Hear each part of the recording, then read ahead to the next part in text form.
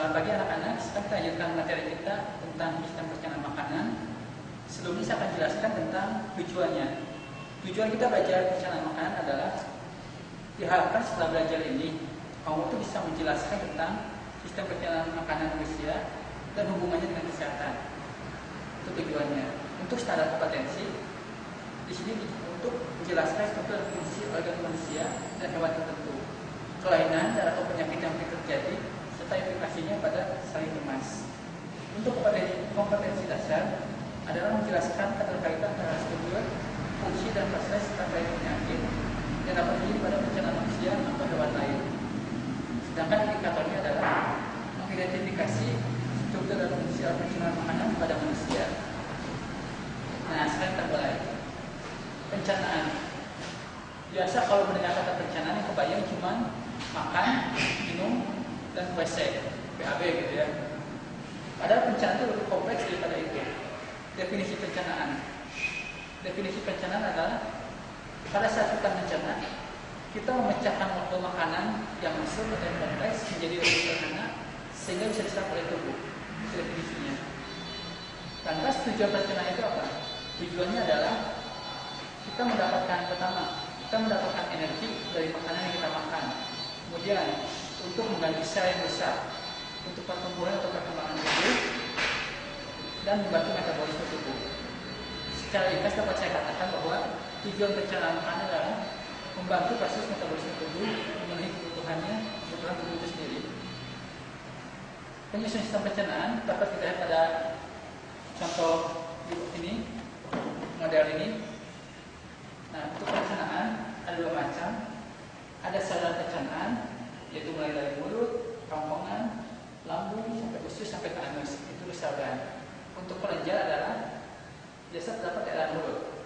Biasa dicampur dengan air ludah atau air liur yang akan membantu kita dalam mencerna makanan. Sistem pencernaan sendiri terbagi dua.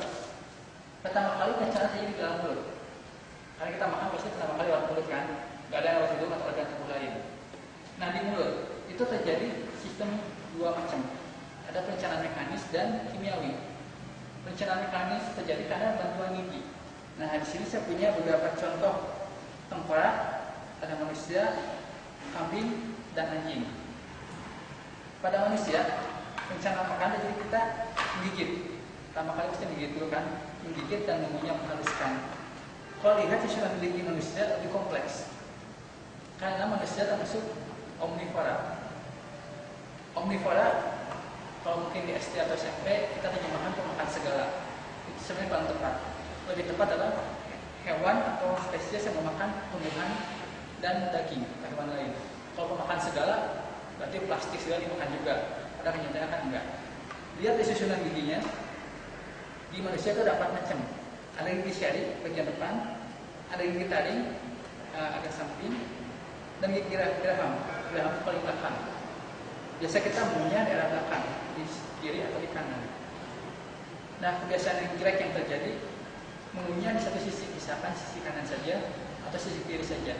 Itu kurang baik untuk gigi. Mengunyah yang baik sebaiknya pergantian antara kiri atau kanan dan mengunyah sebanyak jumlah gigi. Artinya 32 kali mengunyah. Kalau dibandingkan dengan hewan lain, misalkan anjing, ini tengkorak anjing, lebih banyak gigi taring karena untuk merobek makanan. Beda dengan kambing. Pada kambing lebih banyak gigi geraham. Nah, sini kita bisa lihat lebih banyak gigi geraham karena dia mencerna unggul untuk mencerna. Jadi beda spesies atau beda jenis makanan, berbeda pula susunan gigi. Di sini omnivora, ini herbivora, ini carnivora. Kita bisa lihat susunan giginya beda. Itu membantu untuk pencernaan dia. Itu secara mekanis. Secara kimiawi terjadi karena bantuan enzim. Nah, enzim yang dimaksud ada 3 macam. Di sini. Biasa kalau kita melihat makanan, misalkan membayangkan makanan yang asam atau rujak, langsung keluar air liur. Nah, pada saat itu jadi enzim yang ini keluar. Di sini ada glandula parotid di daerah sini, submaxillaris di daerah sini, dan lingualis. Ada 3 macam enzim. Enzimnya akan bercampur dengan ludah, membantu kita saat mencerna makanan. Selain ludah, gigi, ada pula lidah. Lidah membantu kita untuk mengaruh makanan. Lidah memiliki beberapa sisi. Yang paling belakang itu rasa pahit, paling depan rasa manis. Untuk sisinya adalah asam dan asin. Setelah kita cerna, kembali ke sini kembali dari mulut, kita punya. Setelah halus, kita akan pelan masuk ke kerongkongan. Kerongkongan ada di bagian belakang atau depan, kira-kira ada yang tahu? Kerongkongan di bagian belakang. Nah, setelah kita punya dari mulut, kita akan masuk ke kerongkongan. Kerongkongan ada di bagian belakang tubuh, sehingga kalau kita makan keselak, biasa punggung yang dipukul. Tujuannya untuk mengeluarkan makanan yang ada di kerongkongan. Di kerongkongan sendiri jadi kayak peristaltik. Itu kayak memompa makanan seperti ini, sehingga makanan turun ke dalam, masuk ke dalam lambung. Nah, ini lambung, saya coba dulu. Kalau kita lihat organ tubuh manusia itu dibagi dua sebenarnya. Bagian atas itu untuk pernapasan, respirasi, bagian bawah pencernaan, dan dipisahkan oleh diafragma. Ini hati, saya coba dulu. Ini adalah lambung. Lambung manusia bentuknya seperti kacang ukuran besar atau sedikit. Lambung sendiri mengandung asam lambung atau HCl. HCl berfungsi ada beberapa macam. Misalkan yang pertama membantu membunuh kuman, kedua mengaktifkan enzim pepsinogen. Nah, dibiarkan di lambung sendiri dia akan melemas makanan sehingga lebih halus lagi. Nah, proses yang akan terjadi adalah biasanya jika kita telah makan atau kita mengunyah makan tidak benar, lambung itu akan berkontraksi tidak baik juga mengakibatkan sakit lambung. Biasa sering diderita oleh orang Indonesia sakit lambung. Dari lambung makanan masuk ke usus halus. Usus halus dan daerah sini. Dia dibagi ada tiga. Yang pertama adalah usus 12 jari. Namanya usus 12 jari karena panjangnya adalah 12 jari. Jadi 10 plus 2 di sini. Itu sebabnya kan namanya 12 jari. Sesuai panjangnya dengan 12 jari. Setelah 12 jari adalah usus kosong dan usus penyerapan. Di usus halus sendiri terjadi penyerapan sekali makanan dibantu oleh peri atau cubit usus. Setelah masuk ke usus halus makanan, setelah dicerna akan masuk ke usus besar. Usus besar ada 3 bagian. Usus besar naik, mendatar, dan menurun. Usus besar sendiri terjadi penyerapan air.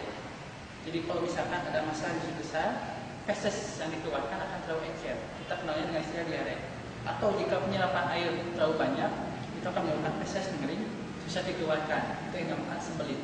Biasa terjadi karena makanan yang kita makan terkontaminasi bakteri atau virus, sehingga belum menyerapkan air di usus besar. Setelah usus besar ada usus buntu. Usus buntu belum diketahui fungsinya. Ada beberapa versi yang menyatakan bahwa usus buntu itu merupakan sisa evolusi sehingga mengecil. Ada pula yang mengatakan menghasilkan enzim. Cuma tidak disebutkan enzim apa. Secara umum belum diketahui pasti. Itu untuk usus buntu. Biasa kalau mengganggu penyakit usus buntu itu ususnya dibuang dan diikat karena tidak ada mengganggu pencernaan. Setelah usus buntu maka akan dibuang ke rektum dan dibuang ke anus. Nah, sekilas tentang sistem pencernaan manusia. Jadi sekali lagi bahwa sistem pencernaan itu mulai dari mulut, kerongkongan, di lambung, usus halus, usus besar sampai dibuang ke anus. Masing-masing organ memiliki fungsi masing-masing.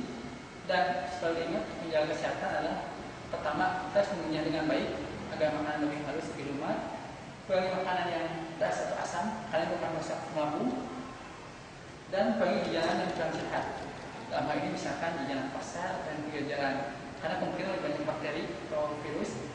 Dan biasanya kurang bersih itu mempengaruhi ke sistem pencernaan, terutama usus besar dan usus halus. Demikian sekilas tentang pencernaan makanan. Terima kasih atas perhatiannya.